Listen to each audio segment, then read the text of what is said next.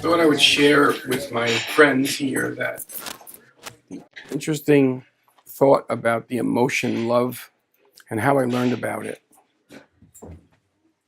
In fact, the most confusing emotion in the world is not love. It kind of gets the billing as the most. Different kinds of love, and how do you express it, and how do you understand it, and how do you make sure you're doing it right and showing it right and receiving it correctly. The more confusing and crazy emotion beyond that is really guilt. So this is a commercial message to say, if you think love is tough, try guilt, and you will cure yourself of guilt, which is something I'm fortunate that I did when I was 21. But in that space, I really didn't understand love. And I found that to be the more confusing emotion that I experienced. My parents had a very bad marriage in the very beginning. So when I was born, they hated each other. And I knew that firsthand, not at birth, not that good.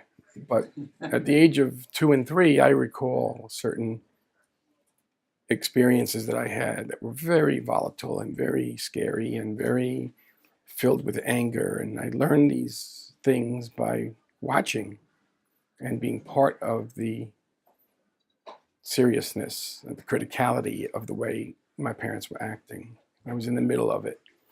And once I got through some of that, I ended up moving in with my grandmother. And she took care of me better than ever because she actually definitely expressed love. And I understood it because it was the purest thing I ever experienced, but I really didn't have my arms around it. I just understood that she was beyond belief showing me a lot of love. This is 3, 4, 5 years old, in that range. And my father couldn't keep, I had a sister, and he could not keep us because he worked, I like to say, 36 hours a day. And so we moved in with my grandmother, and at one point my grandmother wasn't able to keep us because of her job got a little bit more intense. So we moved in with an aunt, and then we moved in with another aunt. And then things weren't working out, and we moved back to grandma's. And I had the best food, I had the best care, I had the best times. And when I got hit to be punished, which happened very rarely, I was hit by a wooden spoon, which was really cool because it broke every time. But I knew that she was expressing sharing and providing love. I had none of that from my family. And when I went blind at the age of 12, I actually got, I became blind on my 12th birthday. My parents were horrible. Now, this is a stepmother now, not my real mother. So I shifted in that story. And I couldn't believe that my parents were not helpful. They were not supportive. As a matter of fact, it was downright horrible, the life I had then. It was just like my first 3 or 4 years of life.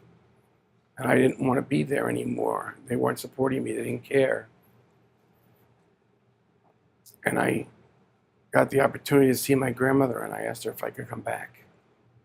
And I went back to my grandmother's for a while because I needed stability and calmness, and she was great. And then I had to go back home, and it was terrible. Again, not really good, not supported, not experiencing any kind of care. And I started learning now as a teenager what love was becoming for me.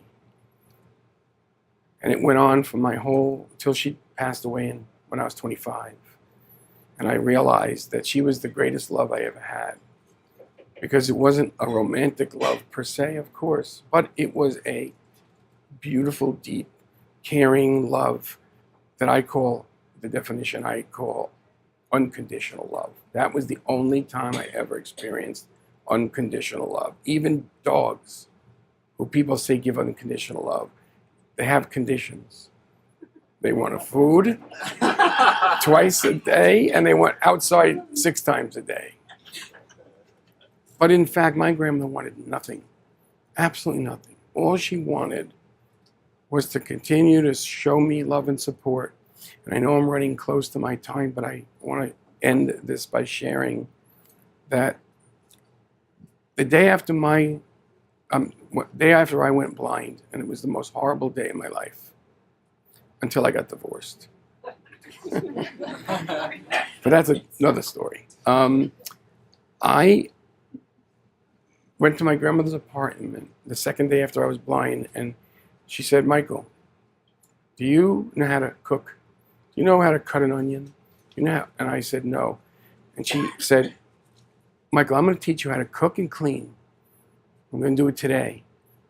And because of that, you will be independent. You will never need anybody for anything to survive. And you need to know that nobody has to be there for you. You could do it all." And we went through the steps of cooking. We went through the steps of cleaning. We did it a couple of days.